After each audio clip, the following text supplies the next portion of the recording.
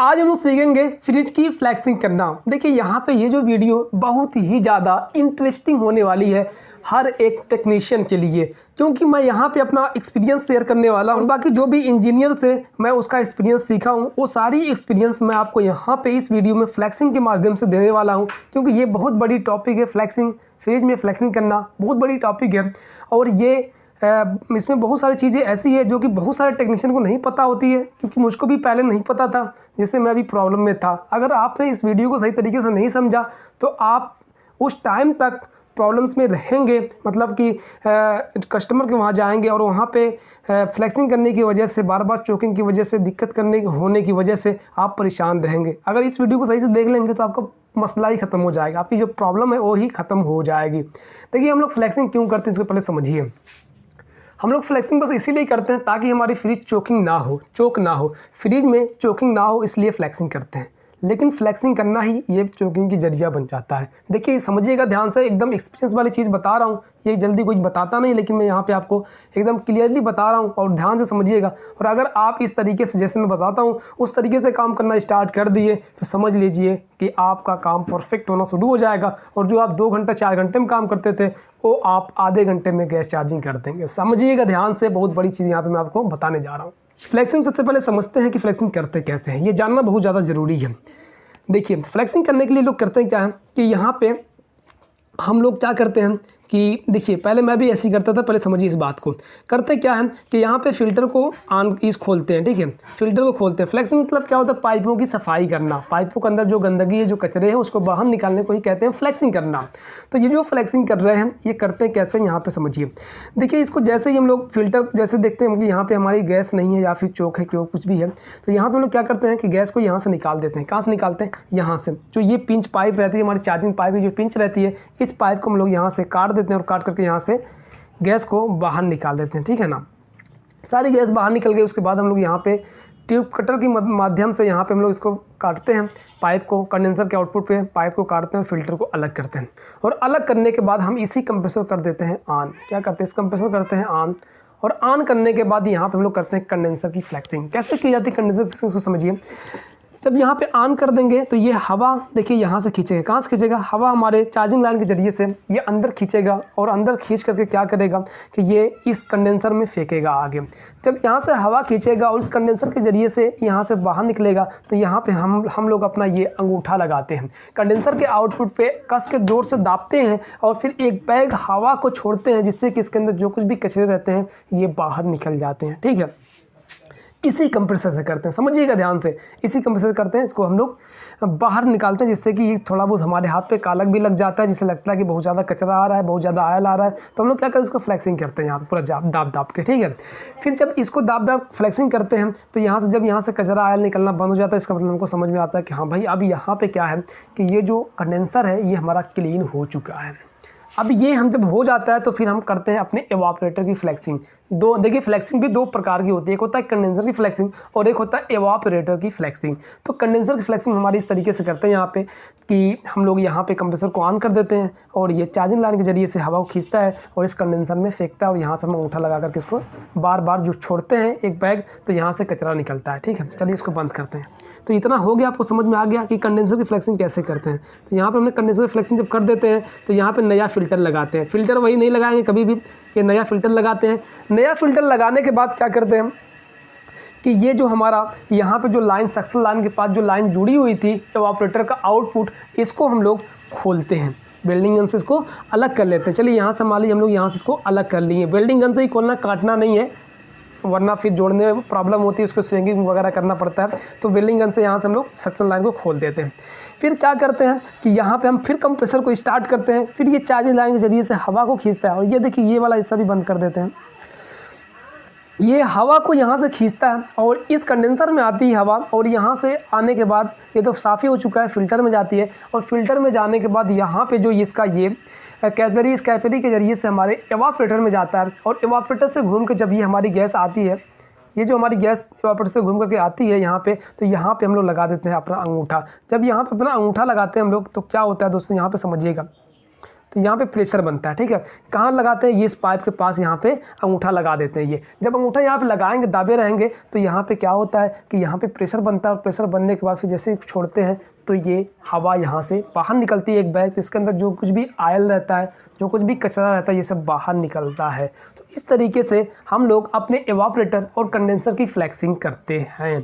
लेकिन हम पहले करते थे, अब नहीं कर रहे हैं, इसलिए क्योंकि हमें भी ये बताया गया था, ये सिखाया गया था कि कंडेंसर की फ्लैक्सिंग करना होता है और एवापोरेटर की फ्लैक्सिंग करना होता है, वरना सिस्टम आपका चोक हो जाएगा। तो हम भी पहले करते थे, 2-2, 3-3 घंटा करते थे फ्लैक्सिंग, उसके बाद भी फिर गैस चार्ज करते थे, तो उसमें वही प्रॉब्लम होती थी, चोकिंग आ जाया करती थी। लेकिन बाद में जब मैं इंजीनियरों से मिला, जो लोग कंपनियों में काम करते हैं मेंटेनेंस का, उनसे मिला, और जब मेरा खुद एक्सपीरियंस ये अच्छा हुआ कि भाई ये क्या रीज़न है, आखिर क्यों ये चोक होता है। मैं समझ चुका था पहले कि यार अब ये चोकिंग की प्रॉब्लम सबके साथ होती है, होनी ही होनी है। लेकिन दोस्तों जब उनसे मिला तो उन्होंने मुझे जो नॉलेज दिया, परफेक्ट नॉलेज था, और मैं उस नॉलेज पे अमल किया, जिससे कि मैं अब बेहतरीन तरीके से अपने फ्रिजों में गैस चार्ज करता हूँ, जो कि 2 घंटे 4 घंटे में करता था, अब आधे घंटे में करता हूँ बिना फ्लैक्सिंग के ज़रिए से। तो वो हमारी फ्रिज अच्छी तरीके से कूलिंग कर जाती है, एक बेहतरीन तरीके से कूलिंग करने लगती है, कोई भी चोकिंग वगैरह नहीं होती है। तो ये मेरा एक्सपीरियंस खुद का है कि मैं पहले फ्लैक्सिंग करता था लेकिन चोकिंग से दूर नहीं हो पाता था। लेकिन अब जो मैं काम कर रहा हूँ दोस्तों, अब जो काम कर रहा हूँ उसमें एकदम फ्लैक्सिंग नहीं मार रहा हूँ, लेकिन चोकिंग की कहीं नामो निशान नहीं है। देखिए क्या काम करना है, आपको गलती क्या करते हैं यहाँ पर समझिएगा। फ्लैक्सिंग करते समय जो हम लोग फ्लैक्सिंग कर रहे थे यहाँ पे, तो इस किससे कर रहे थे, इसी कंप्रेसर से कर रहे थे। देखिए इस कंप्रेसर जो सिस्टम में कंप्रेसर लगा है उसी से फ्लैक्सिंग करना, मतलब इस कंप्रेसर के लिए नुकसानदेह है। और यहाँ पे जब एयर बार बार अंदर जाएगी तो ये भी नुकसान है। देखिए जब इस कंप्रेसर को एयर में चलाएंगे, पहले बात तो कंपनी मना करती है कि आपको कंप्रेसर में एयर में ज़्यादा नहीं चलाना, ज़्यादा से ज़्यादा मैक्स 5 मिनट चला सकते हैं। आप आधा घंटा लगातार इसको चलाते रहते हैं, ये गलत है। तो इसको जब एयर में चलाएंगे तो क्या होगा, ये हवा को अंदर खींचेगा अपने। तो इसमें हवा, जब हवा में क्या होती है, नमी होती है, वो नमी क्या इसके आयलों में रुक जाएगी, और ये बार बार चलाने से क्या होगा कि इसके आयल में बहुत ज़्यादा मॉइस्चर पैदा हो जाएगा। और फिर बाद में जब इसी कंप्रेसर से आप फ्लैक्सिंग कर रहे हैं, और बाद में फिर क्या होगा कि यही जब इसमें पाइपें जोड़ लेंगे, और फिर उसके बाद यही जो नमी है, ये आयल की नमी उठ के जाएगी हमारी, और यहाँ पे जाके चोक करेगी। अगर आपको फ्लैक्सिंग मारना भी है ना, तो अलग से कंप्रेसर ले लीजिए, उससे फ्लैक्सिंग करिए। लेकिन फ्लैक्सिंग मारने की ज़रूरत नहीं है यार, क्यों करते हैं उस फ्लैक्सिंग, इसलिए ना ताकि ये चोकिंग से बच सकें। लेकिन ये चोकिंग से नहीं बच पाते फ्लैक्सिंग के ज़रिए से।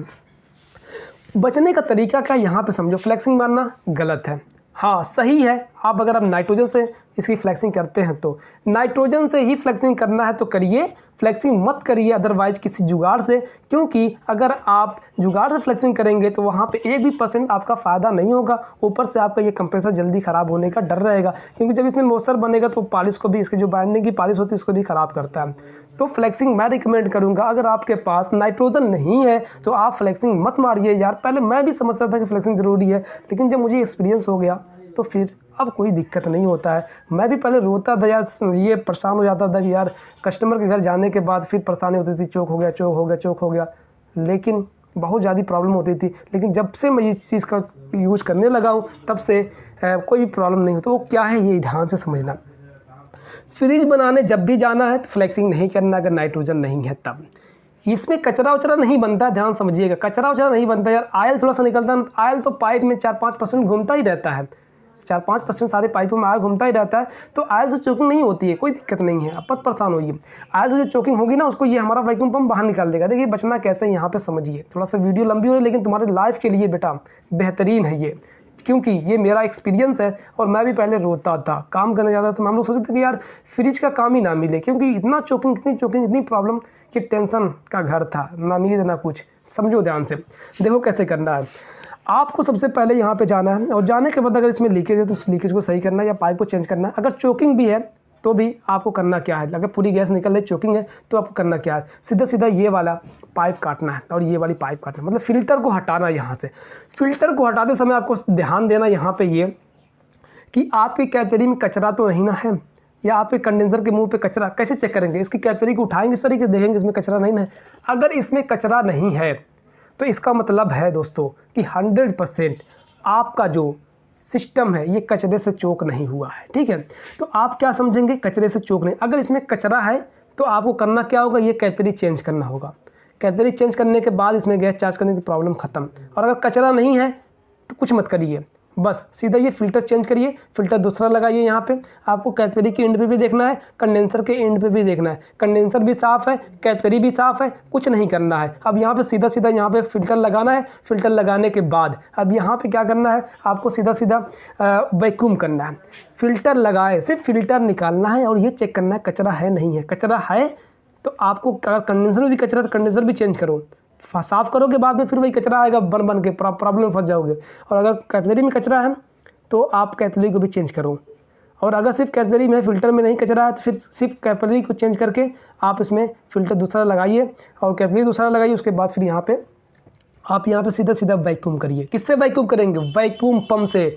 सबसे बड़ी चोकिंग की प्रॉब्लम हमारा इसलिए आता है क्योंकि हम लोग सेल्फ वैक्यूम मारते हैं और हम लोग कंप्रेसर से वैक्यूम करते हैं। कंप्रेसर वैक्यूम करने के लिए थोड़ी बना है, कंप्रेसर वैक्यूम करने के लिए नहीं बना है। वैक्यूम पंप, प्रोफेशनल जो वैक्यूम पंप मोटर वाला होता है, रोटरी वैक्यूम पंप ना, उसका यूज़ करिए। वैक्यूम पंप ही अच्छी तरीके से वैक्यूम कर पाता है। सबसे ज़्यादा प्रॉब्लम इसीलिए आती है कि हम लोग वैक्यूम पंप का यूज़ नहीं करते हैं और वैक्यूम पंप का यूज़ ना करने की वजह से इसके अंदर की सारी नमियाँ अच्छी तरीके से बाहर नहीं निकल पाती है। इसी वजह से ये नमी जाकर यहाँ पे कैपिलरी पे चोक करती है। बहुत सारे लोग ऐसे बता रहे हैं यार कि कंप्रेसर से वैक्यूम कर लो, सेल्फ वैक्यूम मार लो। मत करो यार, प्रॉब्लम में फंस जाओगे। जो बता रहे उसको ध्यान से समझ लेना। पहले हम लोग भी इसी तरीके से करते थे, उल्टा पलटा काम, कुछ नहीं पता था।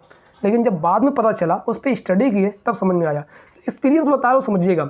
सीधा वैक्यूम करिए, फिल्टर चेंज करिए, सीधा वैक्यूम करिए। वैक्यूम पंप से अच्छी तरीके से यहाँ पे वैक्यूम करिए और जैसे ही वैक्यूम हो जाता है 15-20 मिनट वैक्यूम करिए, अच्छे तरीके से वैक्यूम हो जाता है। उसके बाद आप वैक्यूम करने के बाद उसमें गैस चार्ज करिए।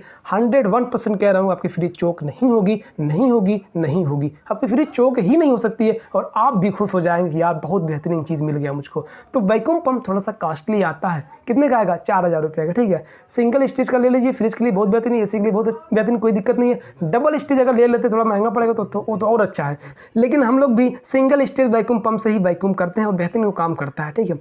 तो फिर वैक्यूम करके जब अच्छी तरीके से गैस चार्ज करेंगे वैक्यूम पंप से, तो मैं कहता हूँ कि वैक्यूम करने के बाद जब आप वैक्यूम पंप से वैक्यूम कर लेंगे तो गैस चार्ज करेंगे तो आपकी फ्रिज चोक नहीं हो सकती है। परफेक्ट तरीके से ये काम करेगी। बहुत ही एक्सपीरियंस वाला चीज़ मैं यहाँ पे आपको बताया हूँ, ध्यान से समझना और इसी तरीके से काम करना।